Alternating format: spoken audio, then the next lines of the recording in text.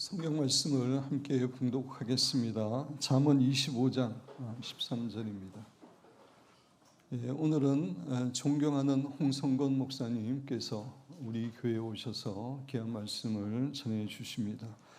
오전에 한 번, 오후에 두 번, 총 3번 말씀을 전해 주시는데 전체 집회의 주제는 하나님이 보시기에 옳은 사람입니다. 우리가 잘 알고 있는 것처럼 홍성건 목사님은 한국에서는 너무나 알려진 그런 목사님이시고 정말 하나님의 사람이십니다. 그렇지만 간단하게 좀 소개해 드립니다. 한국예술전도단 대표 및 국제 YM 동아시아 대표를 역임하셨고 제주열방대학 설립자이시고 책임자이셨습니다. 2012년에 NCMN을 설립하셨고 대표를 역임하셨습니다. 우리가 잘 알고 있는 것처럼 김미진 간사님의 삶에 아주 큰 영향을 끼치신 분이십니다. 홍성건 목사님의 대표적인 저서로는 왕의 지혜, 왕의 말씀, 쉐마 말씀 학교, 기독교 문명 개혁 운동, 말씀 관통 100일 통독 등 많은 저서들이 있습니다. 하나님께서 우리 교회를 너무나 사랑하셔서 정말 귀한 하나님의 종을 우리에게 보내주시고 또 말씀을 듣게 하셨습니다. 얼마나 감사한지 모릅니다. 하나님께 감사와 영광의 박수를 올려드리도록 하겠습니다.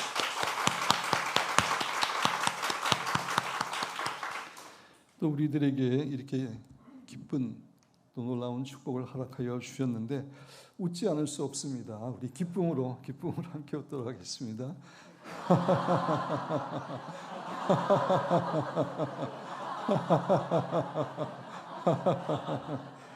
감사합니다. 홍성건 목사님께서 오늘 오전 예배에서는 함께 봉독한 잠언 25장 13절 말씀을 가지고 얼음 냉수 같은 사람이라는 제목으로 귀한 말씀 전해주시겠습니다. 우리 나오실 때에 뜨겁게 박수로 환영하도록 하겠습니다. 할렐루야. 지금 제가 섬기는 교회는 광고가 뭐냐면은 제발 와서 앞에 자리를 미리 잡아놓지 말라고, 앉는 대로 좀 와서 앉아 계시라고, 자리 잡아놓고 또 뒤에 가지 말라고 하도 자리 쟁탈전이 많아가지고 그렇게 하고 있습니다. 그리고 앞에 돗자리 깔고 앉은 사람은 앞에서 앉으라고 많이 그렇게 하고 있어요. 지금 이제 서울 비전 센터를 짓고 있는데 좌석이 한 550석 됩니다. 근데 제가 김민관 선생님한테 늘 말하기를 내 실력으로 이 교회당 안에 1000명을 앉힐 것이다 라고 말했어요. 좌석 550석인데 많이 앉혀야 700명 정도 앉을 것인데 제 실력으로는 1000명 앉히겠다 늘 그렇게 말합니다. 제가 아주 평생을 이 청년들과 함께 상당히 긴 시간을 보내면서 60평 텐트를 치고 350명을 앉히고 뒤에 50명의 자리를 또 확보시켰던 그런 일이 늘 있었습니다. 이 앞에 무대가 엄청 커가지고 그 무대에 100명을 앉힐 수 있어요. 일단 100명 확보되고 앞에 자리에 100명 확보되고 돗자리 깔고 그런 다음에 이제 전체가 750명이니까 뒤에 다 해서 저는 1000명은 제가 앉히겠다라고 미리부터 약속해놨어요. 저는 아주 시끄러운 교회를 싫어하는데 또 한편으로는 아주 조용한 교회도 좋아합니다. 기쁨의 교회에 웃음도 많으면서도 좀 조용한 것 같아서 경건한 교회같이 보이고 물론 저는 아주 오랫동안 그런 교회에서 자라났죠. 평생을 가장 이 보수 중에 보수인 교회에서 그렇게 교회에 자라났습니다. 그래서 제가 자라난 교회는 피아노 외에는 그 어떤 악기도 동원되지 못했던 그런 교회였었죠. 대학 졸업할 때까지 그 교회에서 쭉 자라났습니다. 제가 청년부 회장일 때 한 번은 청년부에게 저녁 예배를 인도할 수 있는 역사상 처음을 있는 그런 때가 있을 때에 무조건 기타를 들고 나와서 전체 가운데 예배를 우리 팀이 인도했었습니다. 어떤 교회 안에 있는 청년들이 나와서 하니까 아무 말 못하고 우리 목사님이 그냥 다 허락했죠. 피아노 외에는 한 번도 허락하지 않은 교회에 기타가 나왔기 때문에 보통 일이 아니었던 것입니다. 제가 이 중고등부의 학생일 때에 부장 장로님은 늘 나와서 대표기도할 때는 하나님 아버님 이렇게 시작했습니다. 물론 그분은 나중에 이제 용인에 가난농군학교를 이제 세우신 김용기 장로님이시죠. 저희 교회는 아주 기라성 같은 분들이 상당히 많았던 그런 교회였습니다.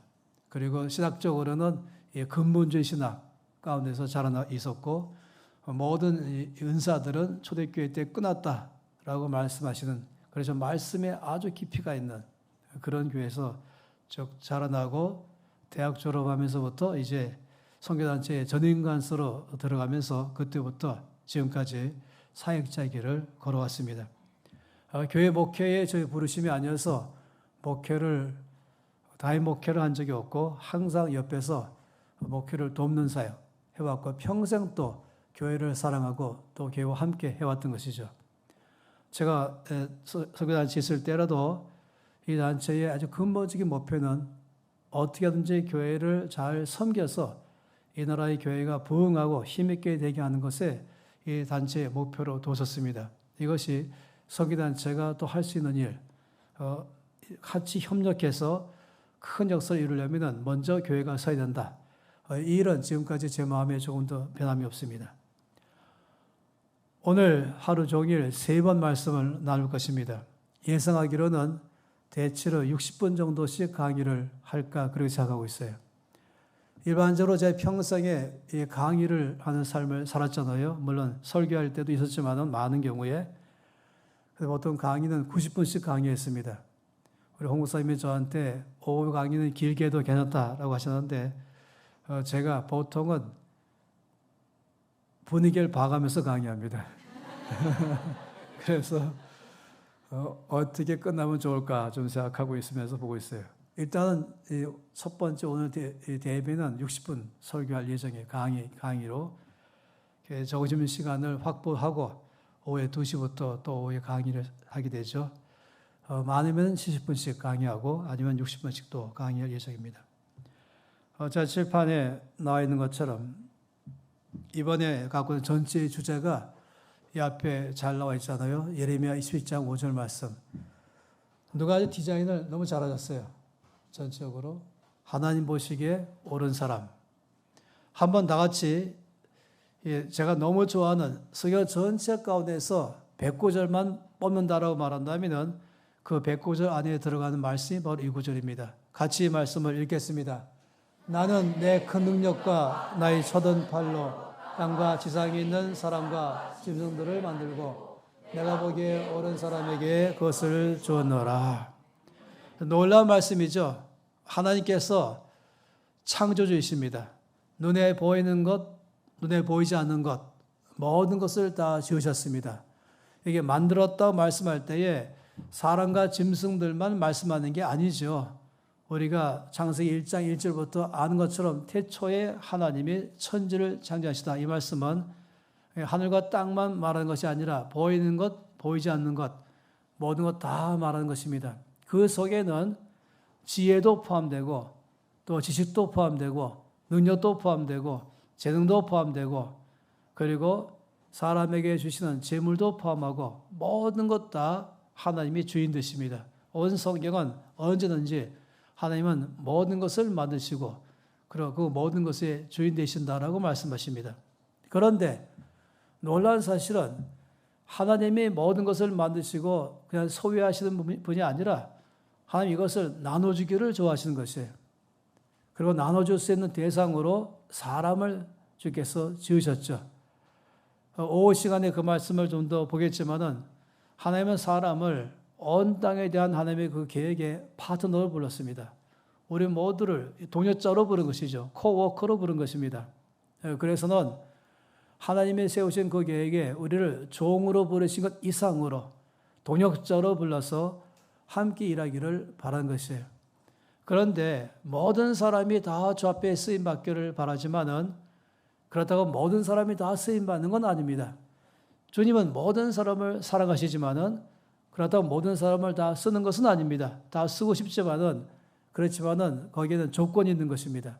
이것이 내가 보기에 옳은 사람이라는 것이 조건이죠. 우리는 끝없이 말씀 보면서 하나님의 이 자격심사에 합격하기를 바란 것입니다. 주께서 나에게 하늘의 것, 땅의 것, 나를 불러서 그 일을 감당할 수 있는 것, 부족함이 없도록 다 줄 수 있는 사람 되기를 바란 것이에요. 그래서 어떻게 하면은 주께서 나를 쓸 수 있는 사람 되게 할 것인가? 어떻게 하면 이 땅의 삶을 살면서 그냥 사는 것이 아니라 기왕이면은 하나님과 함께 온 땅의 역사에 동참하는 사람 될 것인가? 어떻게 하면 하나님의 코워커가 될 것인가? 이것은 굉장한 큰 은혜이지 않습니까? 특권이죠. 그런데 성경은 공개 채용하셨습니다. 공정하고 또 공개적이고 정직하게 의롭게 하나님의 사람을 택하셨습니다. 그래서 주님은 말씀하시기를 내가 보기에 옳은 사람이라고 말씀을 했죠. 그런 후에는 하나님 보시기에 옳은 사람의 기준점들을 끝없이 가운데 다 제시했습니다. 참 감사한 것은 학력순으로 뽑지 않으셨다는 것이에요. 또는 외모도 아니고 백가름도 아니고 과거의 삶에서 갖고 있는 것이 아니라 오늘 현재상 끝없는 현재 안에서 하나님께서 그 기준점을 제시한다는 것이 참으로 감사하죠. 모든 사람에게 다 소망이 있는 것입니다. 모든 사람에게 다 기회를 주시는 것입니다. 그런 기회 때문에 핍박자도 주 앞에 사도로 쓰임받게 되었고, 그리고 살인자도 주 앞에 은혜를 잊게 되었고, 그리고 아주 심각하게 도덕적으로나 아니 사회적으로 해를 끼친 사람이라 할지라도 다시금 돌이켜서 주의 이 기준점에 들어가기 때문에 쓰임받은 사람들이 역사에 꽉 차 있습니다. 주님은 누구든지 이 주님의 기준점에 맞는 사람을 쓰는 것이죠. 그러다 보니까 내가 보기에 옳은 사람이라는 것이 무엇인가 하는 것이 늘 중요합니다. 오늘은 세 면에서만 보겠습니다. 어제 첫 시간에 먼저 내가 보기에 옳은 사람, 오후에 두 번에 걸쳐서 내가 보기에 옳은 사람 하면서 세 가지 면에서 내가 옳은 사람에 대한 대표적인 세 경우들을 함께 보고 싶은 것이에요. 오늘 말씀 읽은 것을 보니까 이렇게 말씀하고 있죠. 얼음 냉수 같은 사람이라고 말했습니다. 이 말씀이 우리 주님이 최고의 이 문학가 아니겠어요? 아주 탁월하게 표현력이 뛰어나신 분이시죠. 이 추수하는 날에 얼음 냉수. 그러면 우리는 다 끝났습니다. 아주 열심히 일하면서 땀이 비오도 쏟아질 때에 그때에 갖고 이 갈증, 그때의 얼음 냉수는 우리가 그냥 시원하단 말을 기냥할 수 없는 것이죠. 아주 온 피부와 온 몸의 세포가 다 동원돼 가면서 시원하다라고 말할 정도 이것입니다. 하나님 말씀하기를 이 정도의 하나의 마음을 시원하게 하는 사람 이렇게 말씀을 한 것이에요. 오늘 읽었던 말씀 안에 보니까 아주 명확하게 말씀했죠. 충성된 사자가 바로 그런 사람이다. 이 충성된 사람은 바로 추수하는 날에 얼음 냉수 같은 사람이다. 하나의 마음을 시원하게 하는 사람이다. 라고 말씀했습니다. 그래서 사실은 첫 번째 보는 하나님 보시기에 옳은 사람, 주님의 자격으로 말할 때 이 첫 번째는 충성인 것이, 충성된 사람. 이것이 첫 번째로 보는 하나님의 사람을 바라보는 기준점을 제시한 것입니다. 누구나 다 이런 시도해볼 만한 일인 것입니다. 나는 나의 과거의 삶이 부끄러운 사람도 있고 자랑할 만한 사람도 있고 나의 지식의 정도도 나의 재능도 나의 똑똑함도 비교가 안 될 만큼이나 부족한 사람이라 할지라도 적어도 이 충성된 사람의 기준점 하겠다면 나도 도전하겠다. 할 만한 것이 바로 이 충성된 사람인 것입니다. 시편 101편 6절 말씀 가운데는 이 충성된 사람에 대해서 아주 명확하게 주께서 말씀하고 있죠. 이 시편 101편 말씀도 너무나 중요한 말씀입니다. 내 눈이 이 땅에 충성된 자를 살핀다라고 말씀했습니다. 하나님의 눈이 온 땅을 두루 감찰하시잖아요. 주님은 이 땅에 이 75억 인구 모든 사람을 다 관찰하며 살피십니다. 그런데 어떤 사람을 찾냐고 하자면 이 충성된 사람, 충성된 사람을 내가 살피겠다. 이 살핀다란 말은 관찰한다. 주의 깊게 바라본다. 관심을 가지고 그의 모든 삶에 대해서 주께서 관찰하신다. 이 말씀할 때 이 살피다 아니겠습니까? 그래서 내 눈이 이 땅에 충성된 자를 살펴서 그 사람을 만나게 되면은 내가 그와 함께 구할 것이다. 하나님이 그와 함께 살 것이다.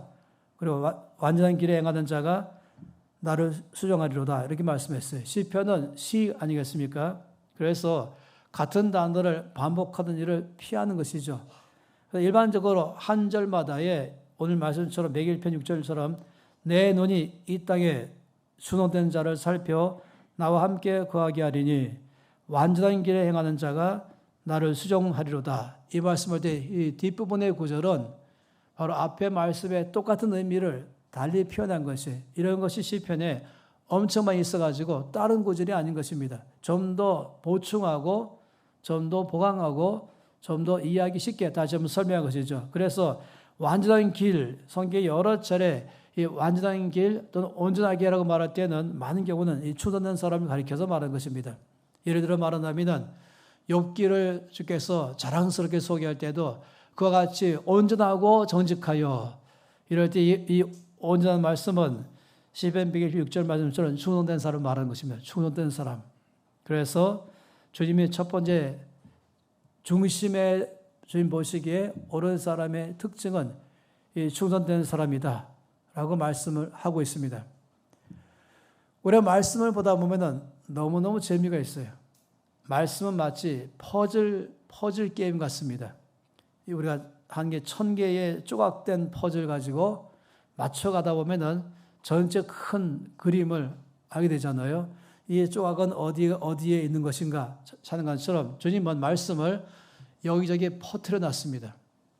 그래서 여기서 조금 저기서 조금이라는 말은 그런 의미죠. 그러다 보면 말씀 전체가 쫙 맞아가는 것이에요. 그리고 서로 연결되는 것이고 또 하나가 전체를 설명하고 전체 하나를 설명하는 이 말씀의 통일성, 말씀의 다양성이 있는 것입니다. 한 분 저자에게만이 있기에 가능한 것이에요.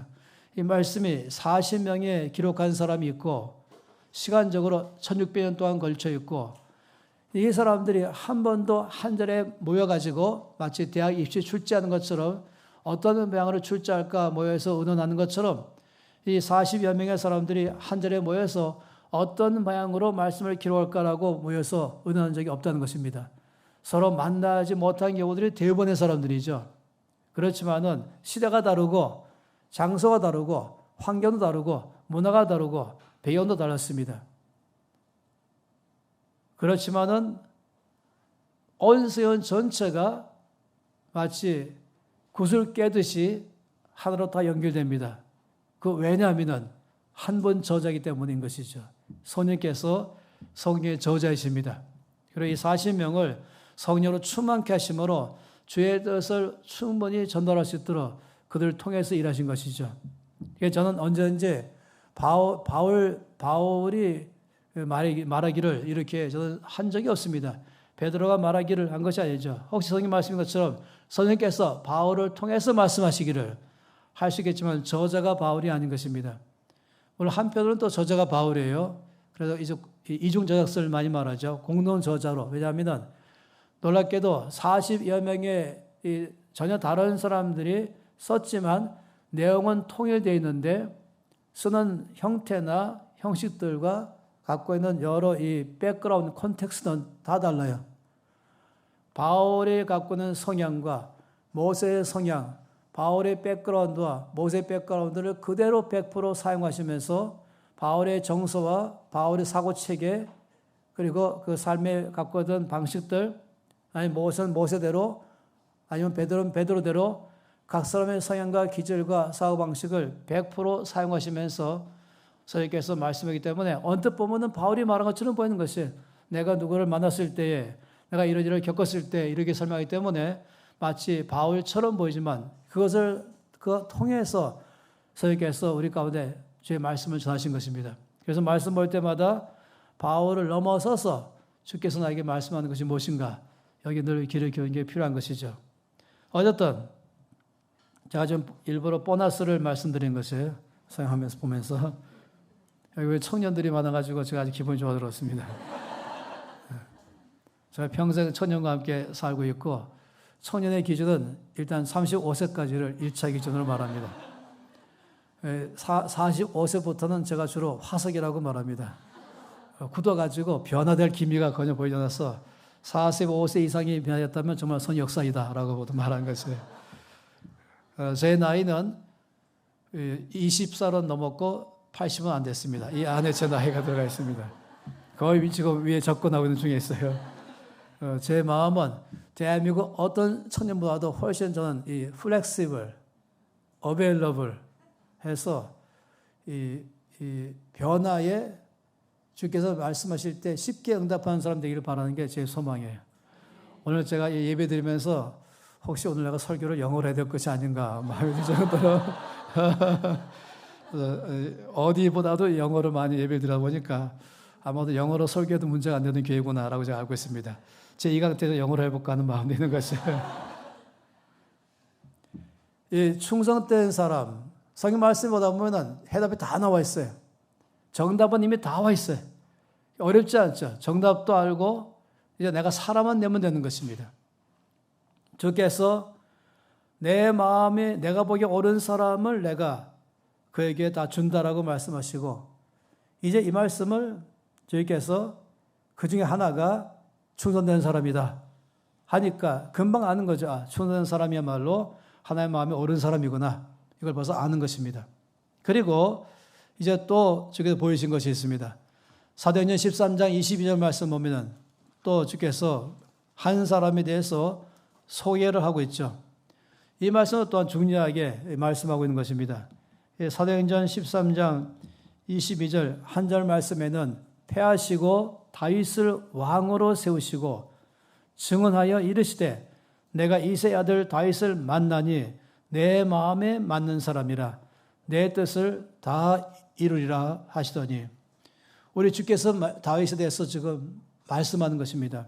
이렇게 말씀했죠. 다윗을 왕으로 세우신 다음에 다윗을 대해서 주께서 서포트했습니다. 한마디로 말하면 이제 보증을 쓰신 것이 소개했어요. 이렇게 말씀했어요. 내가 이새의 아들 다윗을 만나니 내 마음에 맞는 사람이라. 만나니라는 말씀이 똑같은 것이에요. 이 땅을 살핀다는 말씀과 같은 것이죠. 만나보니 만나서 대화를 나누고 이것저것 물어보고 또 묻는 말에 답변하면서 또 여러 차례 삶을 관찰해 보니 라는 말씀 포함해서 말하는 것이죠. 하나님은 한 번의 사람을 뽑지 않으십니다. 늘 여러 차례 관찰하고 살피신 다음에 그 다음에 결론 내리신 것이죠. 그러면서 내가 다윗을 만나보니 참으로 놀랍게도 내 마음에 맞는 사람이라. 예레미야 말씀과 같은 톤이죠. 내가 보기에 옳은 사람이다. 또는 잠언 말씀처럼 내 마음을 시원하게 하는 사람이다. 다 같은 의미에서 말씀을 하십니다. 그러면서 내 뜻을 다 이루겠다라고 말씀했습니다. 예레미야 말씀에 있는 그대로인 것이죠. 내가 보기에 옳은 사람을 만나면 내가 그를 통해서 내 뜻을 다 이룰 것이고 그렇기 때문에 그가 내 뜻을 이룰 만큼의 모든 것 다 공급하겠다 말씀하는 것입니다. 그러니 우리가 다윗을 볼 때도 이제 같은 것이 이 말씀 가운데 다윗을 소개할 때에도 지금 전적으로 같은 의미에서 말씀하는 것이죠. 그러면은 자연적으로 우리가 아는 것이 뭐냐면은 이 시편 101편 6절 말씀 가운데 내가 주의 눈이 온 땅을 다 살피신다. 한 사람을 살피신다. 바로 충성된 사람은 누구인가를 살피신다. 하면서 다윗을 볼 때에 어떤 면을 살폈을까 할 때 제가 보기에 제일 첫 번째로 다윗을 보시면서 가장 마음에 들었던 점은 그가 충성된 사람이었다는 것입니다. 이것이 하나님이 다윗을 보시고 내리는 첫 번째의 결론이죠. 여러분 성경 말씀 가운데서 다윗 그러면은 많이 등장하잖아요. 제일 먼저 등장하는 것은 사무엘상 16장에 등장합니다. 최초의 등장이죠. 그 말씀 안에 보면은 바로 15장에서 하나님이 사울을 왕위에서 버리겠다고 결론 내렸습니다. 이미 통보까지 했습니다. 이제 내가 너를 더 이상 왕으로서 쓰지 않겠다 라고 이미 말씀했어요. 이 통보를 사무엘 통해서 하셨죠. 그래서 사무엘이 너무너무 마음이 아팠어요. 그래서 슬퍼하고 있었죠. 그때 16장에서 하나님이 사무엘에게 말씀했습니다. 네가 언제까지 사울 때문에 슬퍼만 하겠느냐? 넌 일어나라. 내가 이미 사울을 대신할 왕을 보았다. 너는 가서 그에게 기름 부어서 사울을 대신해서 왕으로 삼아라, 세워라 라고 말했어요. 그래서 이제 사무엘이 기름을 뿔을 채워서 이제 하나님께서 말씀하는 곳으로 갔죠. 이 16장 말씀이 바로 그런 내용입니다. 그때 하나님이 이 사무엘에게 내가 사울 대신에 이미 선택해 놓은, 결정해 놓은 바로 그 왕에 대한 인포메이션을 줬습니다. 첫 번째는 이렇게 말씀했어요. 그는 베들레헴 사람이다 라고 알려줬어요. 그리고 그의 아버지 이름은 이세다 라고 알려줬어요. 이세의 아들 중에서 한 명을 내가 사울 대신해서 왕으로 삼겠다라고 말씀했습니다. 주께서 사무엘에게 주신 인포메이션은 어쩌면 한 가지가 빠져 있잖아요. 그것은 당사자 이름은 빠져 있습니다. 그렇지만은 이름 빼고 다 말씀했어요. 베들레헴 사람이다. 이세의 아들이다. 이렇게 말씀했어요. 이런 말씀을 읽다 보면은 하나님이 우리 가운데 정보를 제공하실 때에 다 정보 제공 안 하십니다. 하나씩 빼고 제공하십니다. 가령 엘리야 보고 내가 너에게 너를 공개할 사람 이미 정했다. 그건 바로 사렙다 땅에 살고 있는 과부다. 여기까지 말씀했어요. 그런데 정보가 충분하지 않죠. 예를 들어서 인천 이 정도, 아니면 조금 더 좀 줄여서 인천의 어느 동까지만 말씀하시고 몇 번지 몇 호는 말씀 안 하시고 또 이름까지는 말씀 안 하셨어요. 마찬가지로 처음에 아브라함 부르실 때도 주께서 본토 친척 아비집을 떠나라. 이건 아주 구체적으로 다 말씀했어요. 그 다음에는 내가 내게 지시할 땅으로 가라. 지시한 땅이 아닌 것이에요. 이것이 바로 주께서 우리 가운데 주로 말씀하는 방식입니다. 여기서 우리 가운데 늘 요구하는 것은 순종을 요구하는 것이에요. 하나님 말씀하신 말씀만큼 내가 가야 되는데 너무 똑똑한 사람들은 여기까지는 안 되고 좀 더 정확하게 얘기해 주세요 할 때가 있죠. 그래서 주님께서 많은 경우에 정보를 다 말씀 안 하시는 이유는 끝까지 주의 음성에 귀를 기울이고 순종하면서 그 말씀대로 살아가기를 바라는 것입니다. 여러분 그거 아세요? 주님께서 말씀하기를 내가 너를 인도의 선교사로 불렀다. 인도로 가라. 이렇게 말씀했어요. 인도 가는구나. 알았잖아요. 그런데 가려면 비행기 티켓이 되는 것이에요. 또 어딘지도 알아야 되는 것이죠. 그런데 주님 아침에 말씀하기를 너는 오늘 보따리에 싸가지고 공항으로 가라. 이렇게 말씀해 대보세요. 그거 어떻게 하십니까? 보통 문제가 아닙니다. 이 정보 중에서 상당히 부분적인 정보만 주신 것이에요. 이럴 때에 가장 최고의 길은 보따리에 싸서 공항으로 가는 것입니다. 그게 전부인 것이에요. 내가 할 일을 다 하면 나머지 일은 하나님이 하실 것이다. 이게 바로 이 믿음의 삶인 것이죠. 내가 할 일을 다 하고 그건 그때 가서 주께서 또 보이실 것이다. 아는 것이죠. 어쨌든 이런 말씀은 성경에 어마어마하게 많이 있어요. 엄청 많이 말입니다. 주께서 사무엘에게 베들레헴 사람이고 이세 아들이다. 내가 이미 택했다. 가서 그의 기름 부어 왕으로 세워라. 사무엘이 하는 일은 바로 뿔에다가 기름을 채워서 베들레헴으로 가는 것이에요. 그리고 이세를 부르고 이세에게 명령하기를 너희 아들들 다 나에게 오라 라고 명령했죠. 그래서 이제 이세가 아들을 다 데리고 사무엘에게 왔습니다. 그래서 사무엘이 아들들을 딱 보는 순간에 이건 제 해석이에요. 약간 속으로 당황했습니다. 왜냐하면 7명이 온 것입니다. 그 확률이 7분의 1인 것이죠. 2명도 아니고 7명이면 상당히 1대 7대 1인 것이에요. 그러니까 7명 중에 1명인 것입니다. 그러니 앉아가지고 그 아버지 이세에게 그러면 당신 아들들을 한 명씩 내 앞으로 나오게 하시오.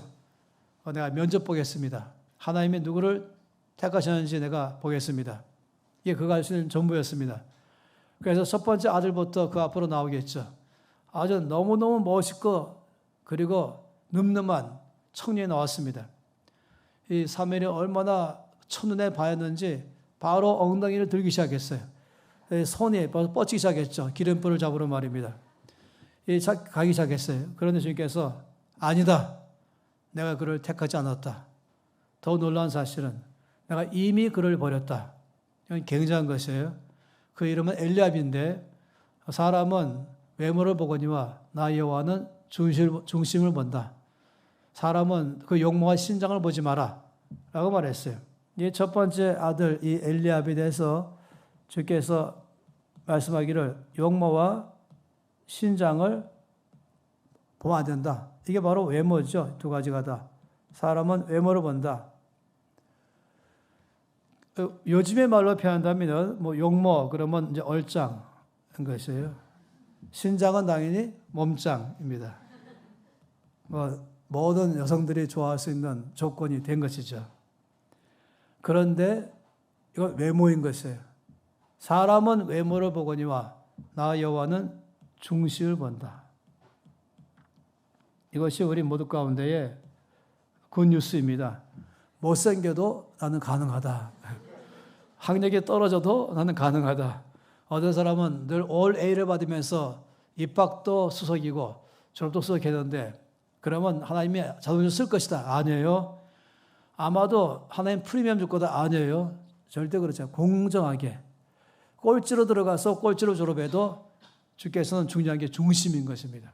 그래서 공부하지 말라는 의미는 아닌 것이에요. 그냥 모든 사람의 기회를 주겠다는 것입니다. 그러니 사무엘이 정신이 번쩍 나가지고 이제 그 다음부터는 자기 눈으로 바라보는 것이 아니라 주님의 음성에 귀를 기울인 것입니다. 주께서 이 청년이다라고 말할 때까지 기다린 거죠. 둘째가 지나갈 때도 주님께서 패스. 그래서 주님이 아니라 하십니다. 세 번째도 주께서 패스. 그래서 주님이 아니라 하십니다. 7명 다 지나갔어요. 7명 아들 몽땅 다 아니라고 말씀했습니다. 이게 16장 사건이죠. 이쯤 되면은 보통은 사무엘이 당할 것이다 하는 것이에요. 7명 아들 다 아니라고 말씀하셨으면은 당하잖아요. 그러면 제일 먼저 드는 생각이 뭐겠습니까? 내가 음성 잘못 들었나? 할 수 있겠어요? 우리가 이 땅에서 살다 보면은 그런 때가 한두 번이 아닙니다. 내가 음성 잘못 들었나? 아니면 이 집이 맞나? 내가 지금 제대로 오고 있는가? 내가 예상했던 결과 안 나고 있네. 내가 지금 음성 듣고 왔는데 결과는 형통함이 안 나고 있네. 이게 많이 있잖아요. 주께서 분명히 약속의 땅으로 가라고 말씀해서 왔는데 창세기 12장 말씀하니까 그 땅이 오니까 그 땅에 기근 들었다고 말했습니다. 성경에 그 땅이라고 말했어요. 그 땅이라는 그냥 가나안 땅 말하는 것이 아니라 약속의 땅인 것입니다. 하나님 약속하심으로 이 문명 도시인 갈대 우를 떠나서 이 팔레스타인까지 왔는데 그 땅에 약속의 땅에 기근 들었다. 약속의 땅에 기근 들면 안 되거든요. 이것은 참 어렵지 않아요. 분명히 주의 뜻대로 가게 되면은 보호하시고 축복하시고 인도하시고 공급할 것 생각했는데 그렇지 않은 상황들이 벌어질 때 어떻게 할 것인가?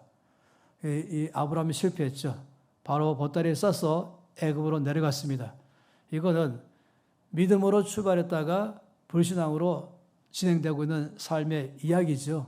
물론 나중에 회개하고 돌아왔지만은 우리의 삶에 거의 아브라함을 보다 보면은 우리의 라이프 히스토리를 보는 기분입니다.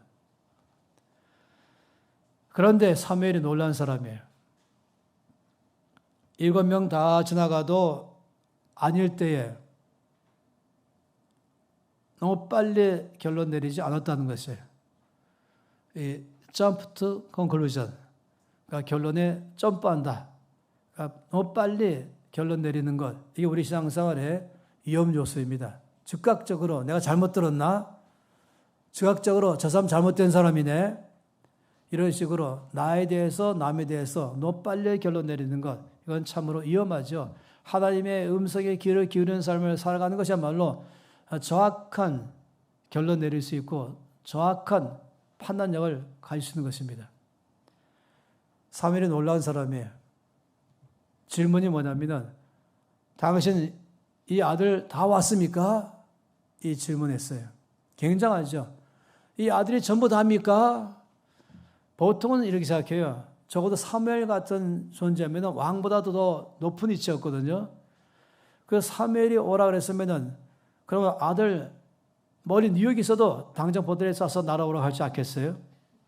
그래서 다 왔을 거라고 미리 결론 내릴 수 있는 것입니다. 그렇다면 이제 엉뚱한 바로 갈 수 있게 되는 것이죠. 그런데 사무엘이 항상 어베일러블한 사람이라는 것이에요. 당신의 아들들이 여기 전부 다 와 있습니까? 혹시 아닐 수 있다는 생각. 저는 이 말씀 볼 때마다 나는 과연 이 질문을 할 수 있을까? 나는 참 어렵겠다. 나 같으면 이미 확실한 결론 내려가지고 그 다음부터 혼란에 빠질 것이 내가 잘못 들지 않았는가? 이 집이 맞는가? 하면서 말입니다. 그리고 앞으로 음성 듣기가 어렵겠네. 두려워서 말이며 잘못 들을까 봐. 그런데 참 놀라운 사무엘이죠. 당시 아들들이 전부 다입니까? 답변이 놀랍습니다. 답변은 아니요. 라는 거예요. 다 아니라는 것이에요. 성경은 아주 단답으로 되어 있지만 제가 보기에 분명히 여러 번 질문 답변이 있을 것이에요. 아, 누굽니까? 그렇다면 막내입니다. 막내가 여기 없습니다. 이게 놀랍잖아요. 아니, 막내가 여기 없다는 것이 놀라운 것이에요. 보통은 제가 사무엘을 만날 이세라면은 막내부터 챙길 거예요. 내리사랑 때문에. 제일 아래부터 챙길 거예요. 먼저. 장남과 막내부터 챙길 것이. 중간에 오든 말든 할 수 있겠지만. 근데 막내가 나왔다는 것이에요. 그래서 그 다음에 또 질문했죠. 어디 있습니까? 양치고 있습니다. 막내라는 사실이 놀랍고, 왜냐하면 야곱 같은 경우에는 11번째의 요셉을 항상 옆에 끼고 돌았거든요. 멀리 안 가도록. 10명의 아들은 다 양치를 보내도 11번째 요셉은 집에만 있게 있어요. 근데 지금 막내, 8번째 막내를 양치한 데가 있다. 이것이 지금 양을 칠 순서가 돼서 갔다고 말하는 게 아니에요. 당시에 이새는 직업 자체가 목축업입니다. 그러니까 뭐 10마리, 20마리, 100마리가 아니라 보통은 아무 작아도 양이 1000마리나 한 수천 마리 그 이상이 되겠죠. 그러니까 그거 자체가 그걸 통해서 갖고는 유지며 거부인 것입니다.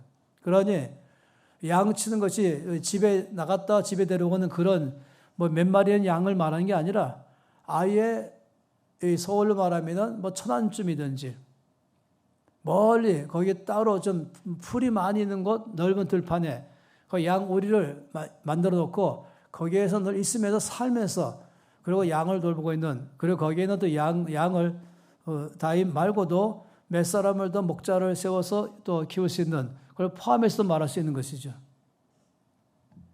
그러니 이건 보통이 아닌 것입니다. 그러니 빨리 그를 여기 오게 하라. 그가 오기까지는 내가 밥도 먹지 않겠다라고 말한 말이 유명한 말씀이에요. 그래서 이 말씀을 길게 드리는 이유가 있습니다. 이제 그 다음에 다윗이 와서 왕으로 기름 부어 세웠잖아요. 그 다음에 이제 성경 말씀은 17장으로 넘어갑니다. 사무엘상 17장. 이 사건은 성경 안에서 유명한 사건입니다. 무엇입니까? 바로 유명한 다윗과 골리앗. 제목을 다윗과 골리앗으로 딱 붙이기가 알맞는 장이죠. 또는 부제로 전쟁. 이스라엘과 블레셋 간의 전쟁. 이렇게 말할 수 있겠죠. 그 전쟁에 대해서 나와 있고 그 전쟁에 이 골리앗의 프로파일부터 먼저 쭉 설명했어요. 그 어떤 사람인가를 쭉 말했죠. 이 골리앗에 대해서 그는 어느 지방 사람이며 그는 키가 얼마큼 되며 그리고 그가 입는 갑옷의 무게는 얼마가 되며 그 갖고 있는 창은 모양은 어떠며 그 창 끝에 창날의 무게는 얼마인가 이걸 다 말했어요. 굉장한 것이죠. 어마어마하게 이 골리앗에 관한 이 프로필은 굉장한 것입니다. 그런 이 골리앗이 선봉장으로 나서고 있기 때문에 온 이스라엘 군대하고는 처음부터 싸움이 안 됐습니다. 아예 싸울 의욕을 다 잃어버리고 쉽게 말하면 성문을 꽉 잠그고 아무도 나가서 싸우지 않고 있고 성 바깥에는 지금 공격하러 온 블레셋과 군대들이 다 포진하고 있고 선봉장으로 골리앗은 나와서 매일마다 야 빨리 문 열고 나와 싸우자. 문 열고 나와 싸워야 뭔가 싸워서 이기든 지든 할 거 아니겠어요? 이런데 문 꽉 잠그고 대꾸도 안 하는 것이에요. 왜냐하면 이 골리앗을 보는 순간에 몽땅 다 기가 질려버린 것이죠. 한편 이새가 막내 다윗을 불렀습니다. 그리고 지금 전쟁에 나가 있는 형들을 위문하러 가라 했죠. 이 다윗의 형이 7명입니다. 그 7명 중에서 3명이 지금 전쟁에 나가 있습니다. 신명기 말씀에 보면은 20세 이상만 전쟁에 나가는 것이에요. 나머지 4명 형들은 20세 미만이죠. 그 다음에 마지막이 다윗입니다. 그러니까 다윗 중간에 이게 이제 7번째 형, 6번째, 5번째, 4번째 형이 있는 것이에요. 그 다음에 셋째, 둘째, 첫째가 전쟁에 나가 있는 것이죠. 그래서 다윗의 나이를 여러분이 짐작해 보면 좋겠습니다. 몇 살쯤 됐을 것인가? 그래서 지금 이새는 이 막내 다윗에게 전쟁에 나가 있는 3명의 형들을 가서 방문하라, 위문하라. 부자이기 때문에 상당히 많은 이제 물품을 주면서 형들에게 줄 물품만 아니라 그 부대원 전체가 먹을 만큼의 이제 물건을 싸줬죠. 그게 다윗이 왔습니다. 그리고 이제 형들을 만나봤죠. 그런데 그때 마침 골리앗이 나와서 싸움을 또 걸었습니다. 그런데 아무도 지금 싸우러 나가지 않았죠. 골리앗은 지금 목표가 선봉장으로서 싸움을 걸어서 싸워 이기게 하는 것이 그 목표입니다. 그러니 골리앗은 매일마다 이제 싸움을 거는 것입니다. 제가 생각해 봤어요. 골리앗이 선봉장으로서 그건 제일 먼저 준비가 뭐였을까? 전쟁에 나가기 전에 그가 준비한 것은 먼저 국어사전을 먼저 들고 국어사전 내에 욕이란 욕은 다 뽑아내는 것입니다. 그리고 욕을 상중하로 분류시켰습니다. 최상급 욕들, 상급, 중간, 그 다음에 하, 그리고 이제 최하부터 욕을 퍼붓는 것이죠. 그래도 안 통하면 그 다음 센 욕 보내고 더 센 욕 보내고. 그런데 매일 나와서 더 센 욕을 퍼부어도 아무도 모욕받고도 안 나올 정도로 아예 무서워하고 있는 것이에요. 골리앗이 이 욕을 상중하로 나누고도 맨 마지막 욕 하나를 따로 떼냈어요. 이거는 도덕적으로, 윤리적으로 이거는 쓰면 안 된다. 적어도 욕을 써도 이 욕은 쓰면 안 된다. 그게 뭔지 아십니까? 저들의 하나님이 욕하는 것이에요. 이것만큼은 쓰면 안 되거든요. 부부싸움 할 때도 규칙이 있어요. 어떤 규칙은 상대방 부모님의 허물은 절대 말하면 안 된다. 자기 부인의 아버지 어머니, 그러니까 장인 장모님 또는 나의 남편의 부모님, 그러니까 시아버지 시어머니 아무리 싸워도 그것만은 욕하는 순간은 안 사겠다고 결정하는 것인지 아시죠? 미리 알면 좋겠어요, 여러분. 결혼한 사람들은 싸워도 규칙이 있다. 그건 싸움할 때 그만큼 그건 건드리면 안 된다. 그 마음에서부터도 어떤 판단과 하면 안 되는 것이에요. 그러면 그때부터 다 알아버려요. 어려워져요. 이거보다 더 센 것이 무엇입니까? 바로 하나님이십니다. 골리앗이 할 수 없이 아무리 센 욕을 해도 안 나오니까 마지막으로 하나님의 이름을 모욕했습니다. 이름은 나올 줄 알았어요. 그래도 안 나오는 것이에요. 그날도 여전히 골리앗이 다시 또 나와서 하나님의 이름을 막 욕하면서 싸움 걸었어요. 근데 잠잠했죠. 근데 마침 다윗이 그 말을 들은 것이에요. 그 순간 화가 났죠. 화가 나서는 주변에 있는 군인들에게 말하기를 저자를 죽이는 자에게는 상이 무엇입니까? 물어봤어요. 이미 사울 왕은 저 골리앗과 아무도 안 싸우기 때문에 상금을 계속해서 높였죠. 최고의 상은 내 딸을 아내로 주겠다까지 나가고 세금 면제하겠다. 큰 상금을 주겠다라고 말했어요. 웬만하면 나갈 만한 그런 상금 아니겠어요? 그래도 아무도 안 나가는 것입니다. 그래서 사람들이 저자를 죽인 자에게 왕이 내건 상은 이것입니다라고 했죠. 다윗이 또 다른 사람에게 저자를 죽인 자에게 상이 무엇입니까? 또 물어봤어요.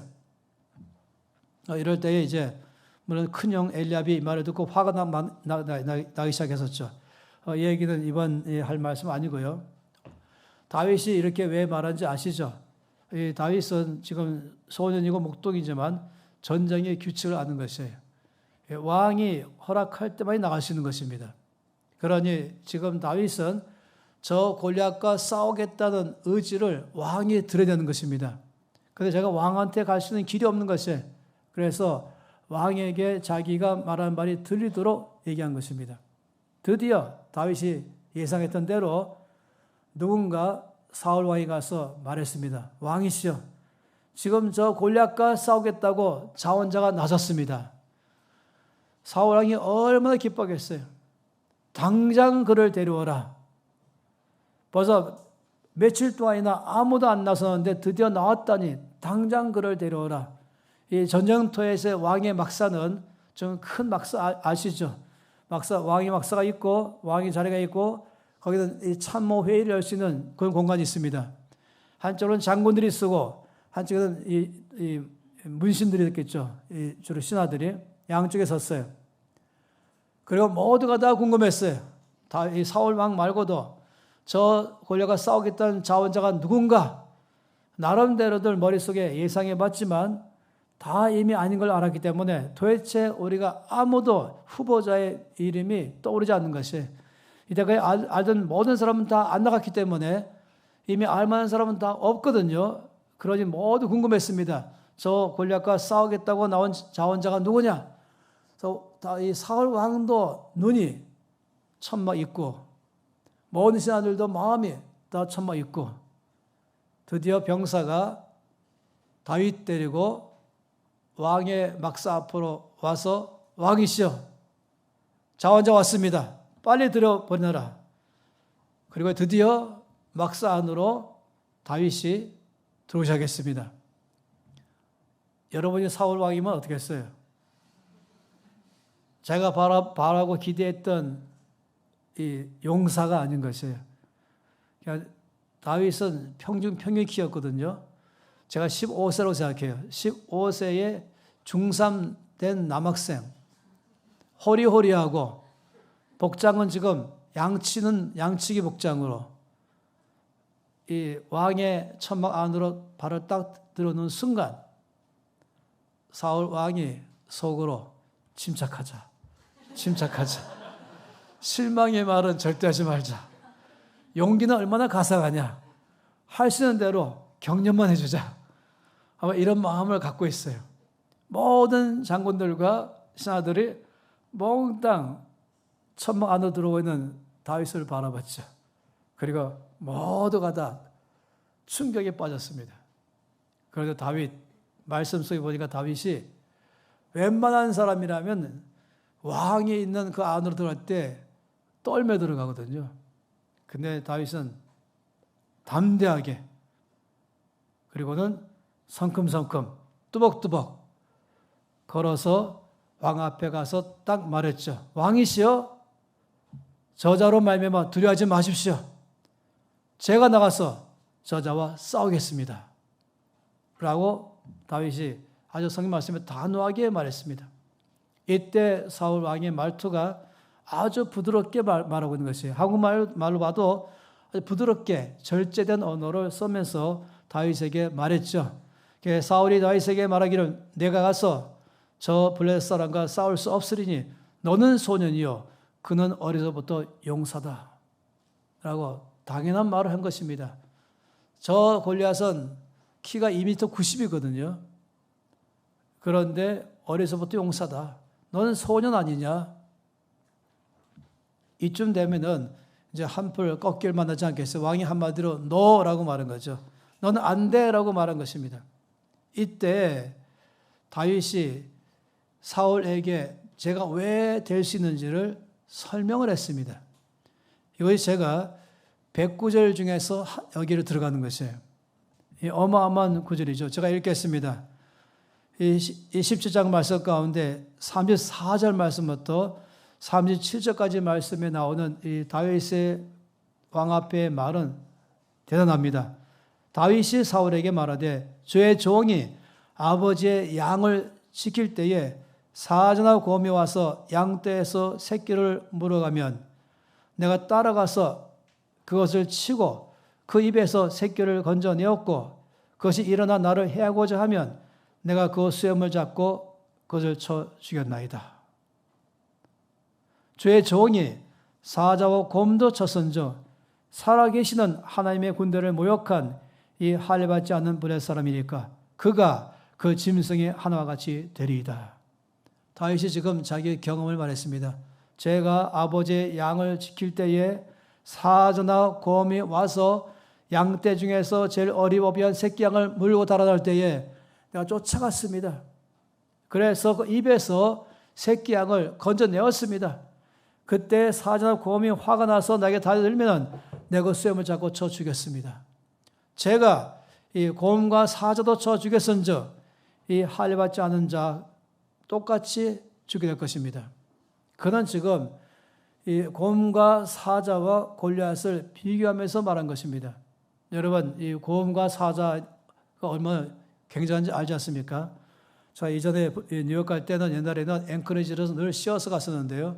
그 앵커리지 공항에서 이제 1시간 동안 쉬는 동안에 그 공항의 트레저 에어리어에는 당연히 이 알래스카의 이 곰들에 대한 박제를 많이 놨어요. 있는 그대로 100% 박제를 그대로 놨죠. 그 앞에가 스면은 이 곰이나 사자가 스면은 2m예요, 2m. 그 이상이죠. 그 앞에 몸집이 큰 미국 사람이 쓴 사진대로 보면 알 수 있을 거예요. 얼마나 곰이 크고 곰이 힘이 센지 알 것입니다. 사자는 당연히 모든 맹수의 왕인 것이죠. 그러니 이 사자나 곰과 골리앗과 비교 대상이 될 수 있죠. 사자를 죽인 자라면 그러면 골리앗도 싸울 만하다. 곰을 때려 죽인 자라면 그건 골리앗도 싸울 만하다. 하시지 않겠습니까? 자기의 경험을 먼저 말하면서 왜 내가 저 골리앗과 싸울 것인지를 지금 사울 왕에게 설득한 것이에요. 근데 더 놀라운 사실이 있습니다. 바로 이어서 37절에 또라고 말했어요. 또 다윗이 이르되 성경 말씀 가운데 또란 단어는 늘 여러분 줄쳐놓으셔야 돼요. 어느 중요하기 때문에 또 다윗이 말하기를 여호와께서 나를 사자의 발톱과 곰의 발톱에서 건져내셨은즉 나를 이 블레셋 사람의 손에서도 건져내시리이다. 두 번째 말한 건 더 큰 확신이죠. 지금 내가 사자와 곰과 싸워서 수염 잡고 쳐 죽였다는 걸 말할 때 내 힘이 얼마나 강하냐고 말하는 것이 아니라 하나님이 나를 사자와 곰의 발톱에서 건져내셨습니다. 두 번째는 지금 어떻게 합니까? 두 번째는 하나님과 골리앗을 비교한 것이에요. 첫 번째는 사자와 곰과 골리앗. 두 번째는 사자와 곰의 발톱에 건져내신 나의 하나님과 골리앗. 이 정도라면 사울 왕도 가라라고 말했죠. 근데 제가 지금 말씀드린 건 이것입니다. 저는 오늘 이 말씀 가운데서 다윗의 믿음을 말하는 것도 아니고 다윗의 용명을 말하는 것도 아닙니다. 다윗의 승리를 말하는 것도 아닙니다. 제가 지금 말한 건 다윗의 말에서 특이한 점을 발견한 것입니다. 자, 일부러 16장 사건을 조금 자세히 설명드릴 이유가 있어요. 왜 다윗은 이새의 집의 막내인데 왜 그는 집에 있지 않는가? 왜 막내인데도 불구하고 늘 들판에 나가서 살았는가? 내리사랑은 어디나 통하는 것인데 그럼 다윗의 입장을 생각해 보세요. 여러분이 다윗이라면 어떤 마음일까? 이 10대 중반의 이 소년이 한참 모든 것을 원하고 민감한 이 소년이 자기가 지금 집에 있고 싶은데 잊지 못하고 친구가 가장 그리운 때 친구도 못 만나고 하고 싶은 거 다 못하고 있는 이런 상황 가운데 있을 때 갖고 있는 게 뭐겠어요? 거절감이죠. 버려짐인 것이죠. 소외감인 것이에요. 옛날 말로 나는 뭐 주워온 아들인가? 이렇게 되는 것 아니겠어요? 그러니까 이 정도의 이 다윗이라고 한다면 제가 여러분에게 퀴즈를 낸다면 이 다윗 청소년 아니겠어요? 청소년이면 다윗 입장이 된다면 무슨 청소년? 여기에 가운데 줄을 그어서 두 글자. 다윗 정도가 된다면 어떤 청소년 될 가능성이 거의 다분할까? 뭐겠어요? 그렇죠. 비행 청소년. 삐뚤어지죠. 자기는 비교하면서 버림받고 가장 큰 것은 소외감이에요. 가장 큰 것은 자기가 지금 제외된 것이에요. 거절감 받은 것. 이건 가장 사람 마음을 아프게 하는 것이에요. 거절감 받는 것, 소외되는 것은 사람을 아주 비참하게 하는 것입니다. 그런데 그쯤 된다면은 다윗은 가장 싫은 것이 양치는 거겠죠. 그리고 가장 싫은 게 양 자체 아니겠습니까? 그러니 양을 칠 때마다 입이 쓱 나와칠 것이고, 그리고 화도 내도 양에게 화를 내고, 그리고 모든 것, 분풀이는 다 양에게 할 만한 상황 아니겠습니까? 너 때문에 내가 이 모양, 너희들 때문에 내가 이 모양 여기 살고 있다. 늘 더러운 냄새 맡으면서 고생하면서 제대로 된 집에서 제대로 된 밥도 먹지 못하고 학교를 가보나 친구를 만나보나 이 모든 것 다 세워야 되는 이 들판에만 살고 있는 나의 삶. 그러면 자기 신세를 한탄하면서 말입니다. 양치는 그 자체를 아주 싫어하고 양들은 분풀이 대상 될 것이에요. 그러니 뭐 양을 끌고 나올 때도 알아서 먹으라 그러고 풀어놓고 잠만 잘 수 있겠고 그 정도로 될 만한 가능성이 다윗에게 있다는 것입니다. 그런데 어느 날 사자가 왔어요. 그러면은 냅다 도망가는 것도 정당한 것이죠. 또 왜 왔냐 그러면은 사자가 왔어요. 그러면은 누가 뭐라 그러겠습니까? 곰이 왔어요. 그러면 이때다 싶어서 도망갈 수 있는 것 아니겠습니까? 그런데 지금 다윗이 말하기를 제가 아버지 양을 칠 때에 사자 곰이 왔을 때 내가 쫓아가서 그 양 새끼 한 마리 입에서 빼냈습니다. 그가 화내면서 나에게 덤벼들면 수염 잡고 저 주겠습니다. 요 안에서 다윗 대해서 중심을 볼 수 있다는 것입니다. 아까 시편 101편 6절 말씀 가운데 여호와의 눈이 온 땅을 다 살피시면서 어떤 사람이라고요? 충성된 사람을 찾으신다. 내가 이새의 아들 다윗을 만나보니 내 마음에 쏙 들었다. 하나님께서 인간의 말로 표현해 본다면 사울을 대신할 왕의 대설 후보자를 쫙 이제 뽑기 시작했어요.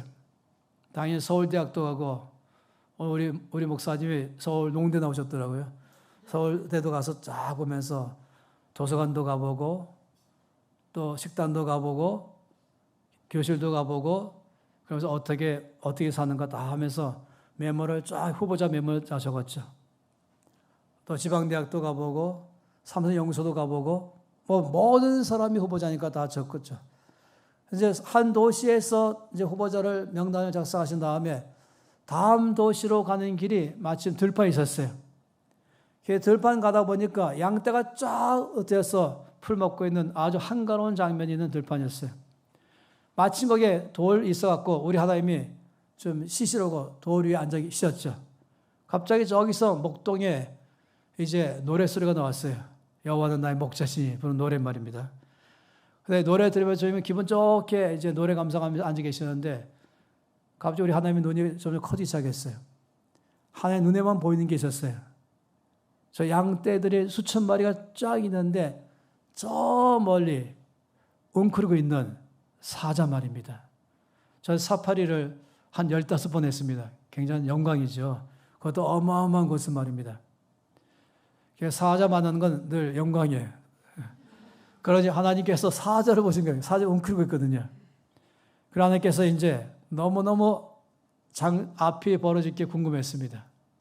이제 사자가 틈을 노리고 일어나서 달려오면은 이제 앞날의 일이 뻔히 보이는 것입니다. 드디어 사자가 일어났습니다. 달려왔죠. 그때 양들이 흩어졌는데 이 어린 양은 허둥지둥 가면서 어디 갈 줄 모르고 절절 맬 때 입을 덥석 잡았죠. 그 하나님이 더 놀란 사실은 그 목동이었습니다. 벌떡 일어나더니 입에 물고 달아난 사자에게로 달려가는 것이에요. 그리고 외치기로 내놔 하는 것이죠. 혹시 사자가 말할 수 있다면 야, 한 마리 줘 어쩌냐 괜찮지 않냐? 내가 좀 10마리 먹었냐? 내가 한 마리만 가져가도 고마운 줄 알아라. 이럴 것인데 아니 내 아버지가 나한테 맡긴 양은 한 마리도 안 돼. 하고 달려가고 있는 그 목동을 바라보는 하나님. 달려가서 평소에 얼마나 연습을 많이 했어요. 빠른 걸음으로 달려가면서 사자를 잡고서 그 입에서 벌리고서 새끼양을 빼내고 사자가 화나면 때 시험자가 쳐지고 있는 이 소년 15세밖에 안 된 평범한 소년의 이 목동을 하나님 바라볼 때 하나님 마음이 어떻겠습니까? 내가 이세 아들 다윗을 만나니 내 마음에 쏙 들었다. 성경 말씀 여러분 나중에 관찰해 보세요. 시편이나 사무하 말씀 보다 보면은 하나님이 언제 다윗을 왕 삼기로 결정했는가를 여러분 알 수 있어요. 양을 칠 때에 하나님이 다윗을 왕 삼기로 결정하셨다.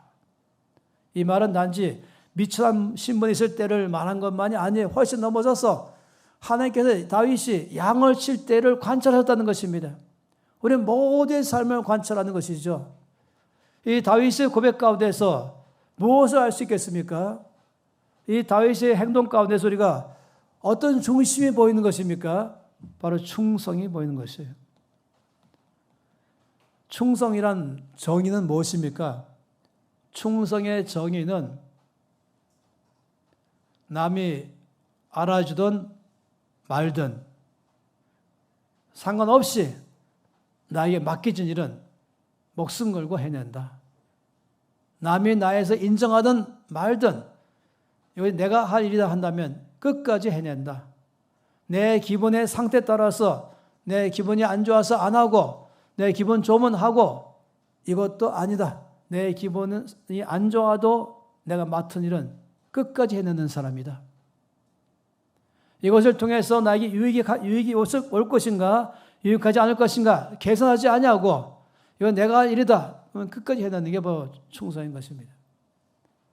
저는 하나님께서 제일 먼저 찾는 사람이 아무리 봐도 하나님이 일을 맡기고자 할 때에 그 일을 맡으려면 몇 가지에 갖고 있는 캐릭터리스틱이 있지만은 해야 될 일이 있겠지만은 리스트가 있겠지만은 저는 첫 번째로 하나님께서 어떤 사람이 일을 맡길 때 첫 번째는 충성인 것입니다. 자기의 기분에 따라서 오락가락하지 않는 사람, 인정을 받고 안 받고 따라서 오락하지 않는 사람, 칭찬받고 안 받고 따라서 오락가락하지 않는 사람, 자기 상태에 따라서 일을 했다 하지 않는 사람, 끝까지 다윗처럼 말입니다. 남들이 알아주든 말든 상관없이 아버지가 나한테 맡긴 양 한 마리도 잃지 않겠습니다.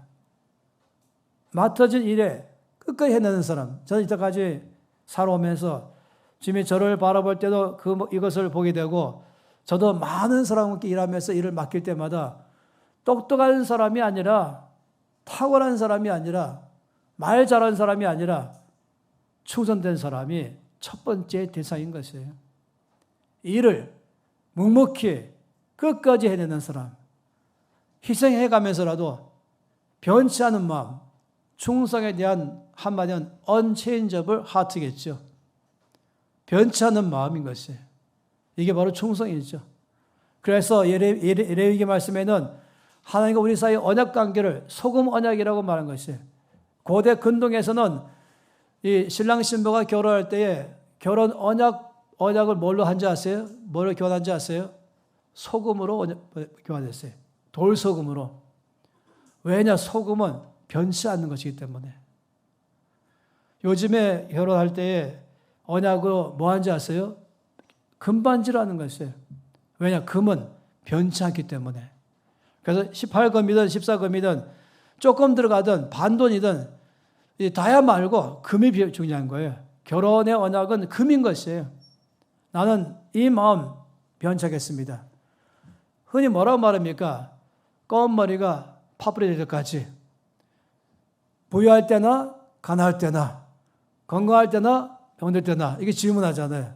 신랑 안마무개는 신부 안마무개를 검은 머리 파뿌리 될 때까지 부유할 때든지 건강할 때든지 가난할 때든지 건강하든지 병들든지 한 말이 뭐겠습니까? 어떤 상태에 상관없이 일절 어떤 조건과 상황에 상관없이 지금 이 마음 끝까지 변치 않겠다는 것이 고백이잖아요. 그렇게 하겠습니까? 질문이죠.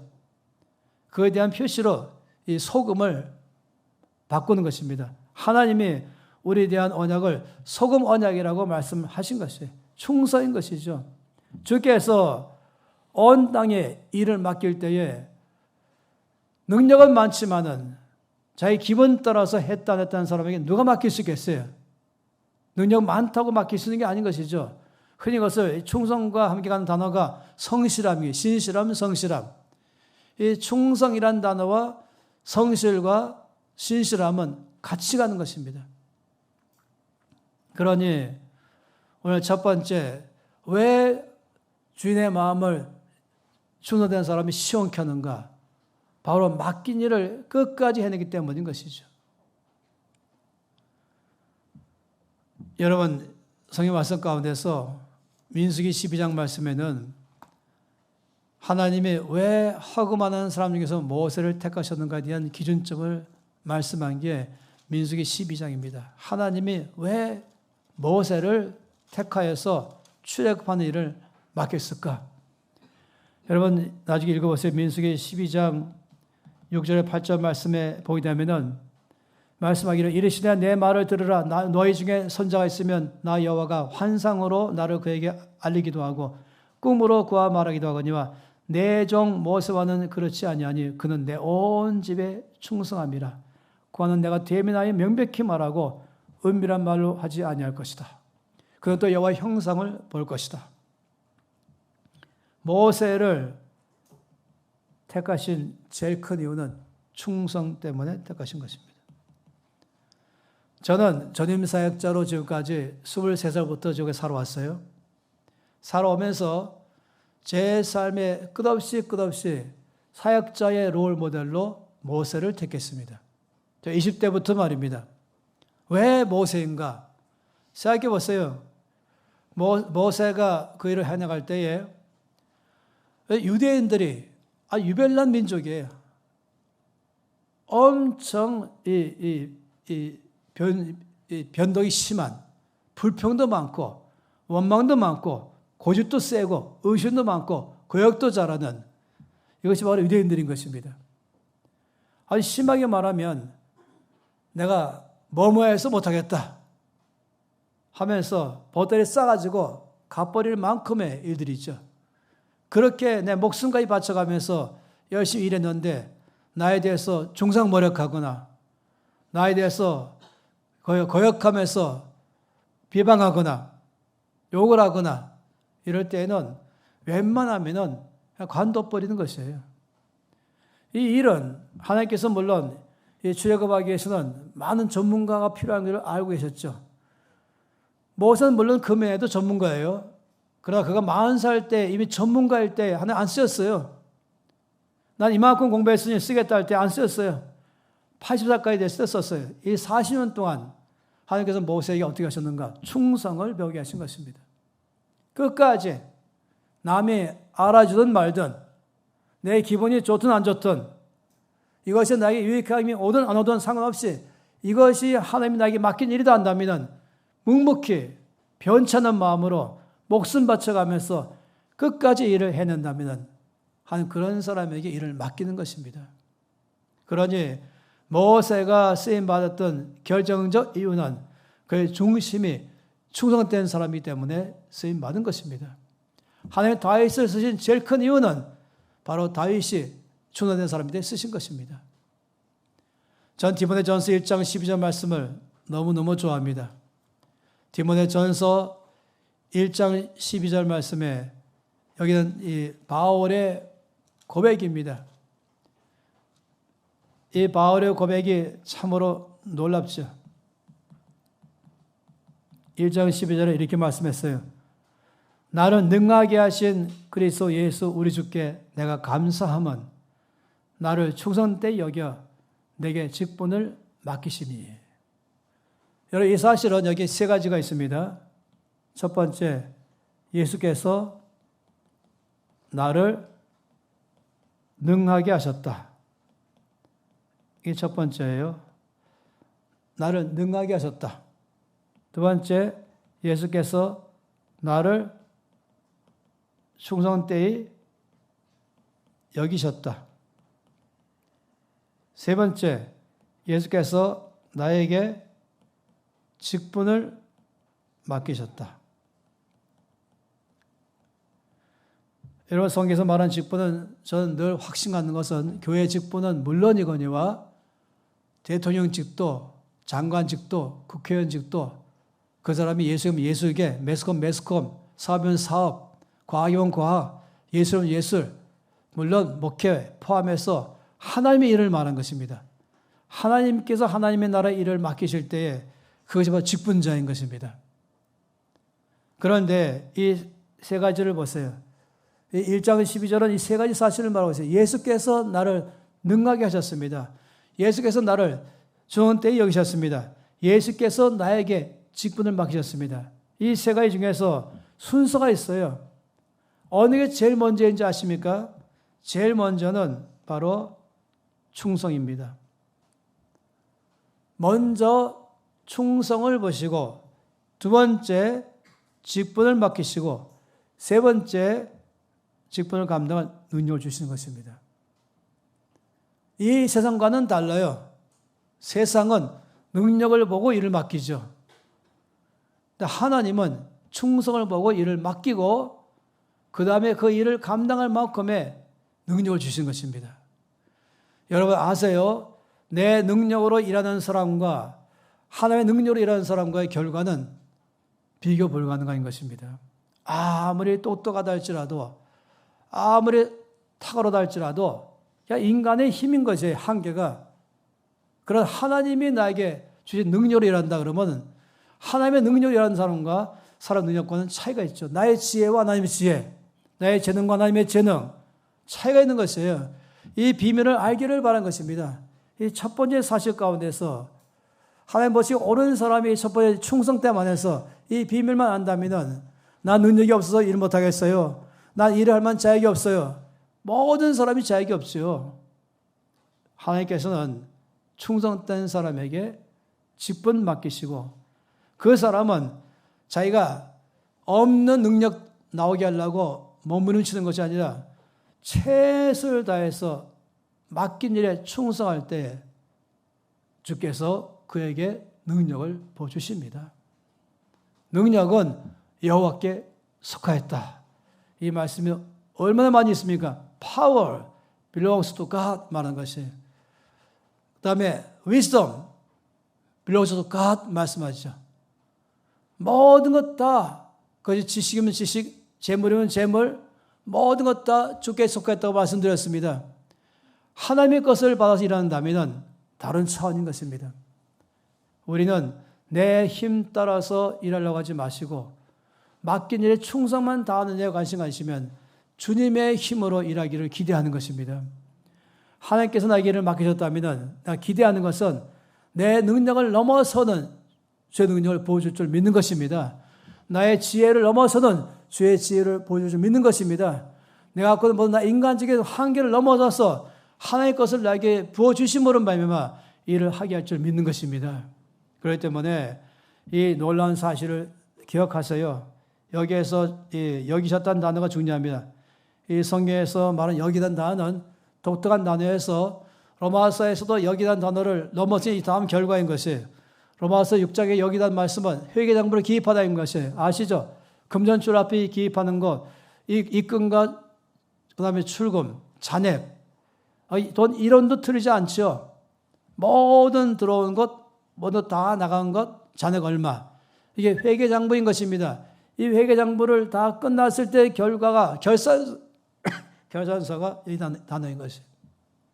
나의 삶을 주께서 중년된 사람인가를 먼저 장부에 기입하신 것입니다. 그런 후에 이 일을 감당할 수 있는 능력도 주어서 일을 하게 하는 것이죠. 그러니 우리가 고린도서 4장 1절 말씀에 맡은 자들이 구할 것은 능력이 아니라고 말씀했어요. 충성이니라. 충성이 첫 번째 중요한 것입니다. 조금 시간이 지났지만 한 가지 말씀을 보면서 첫 시간을 마칠 텐데요. 누가복음 16장 말씀이에요. 어제 김명하사님이 재정 강의 때에 했을 거라고 예상해 봅니다.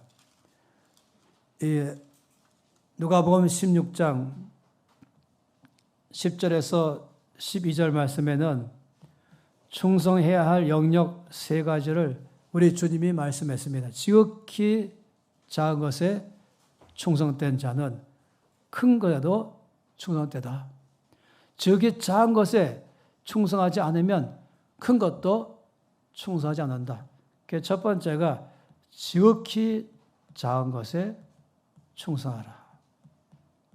두 번째는 불의한 재물에 충성하면 하늘의 것 맡기겠다.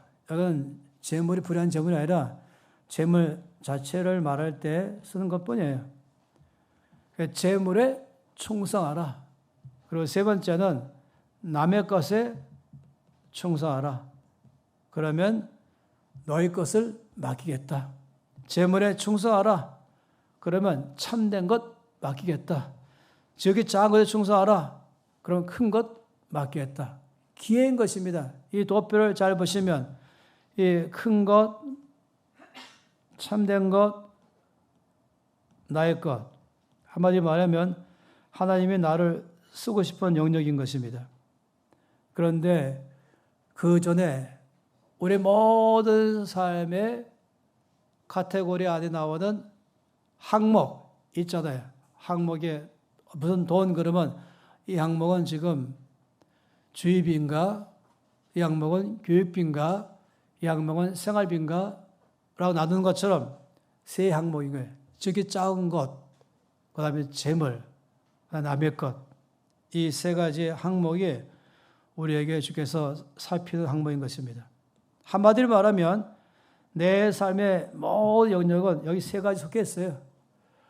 눈 떠서 눈 감을 때까지 나에게는 다 포함해서 내 언어 생활 포함하고 시간 생활 포함하고 인간관계를 포함하고 일하는 데 포함해서 몽땅 전체 다가 항목이 말하는 세 항목으로 나눠지게 돼요. 지극히 작은 것, 재물, 남의 것입니다. 주님은 우리에게 큰 것 맡기고 싶고 하늘의 것 맡기고 싶고 내가 원래부터 해야 할 그 일 맡기고 싶은데 한 가지만 보는 것이죠. 충성하는 사람인가.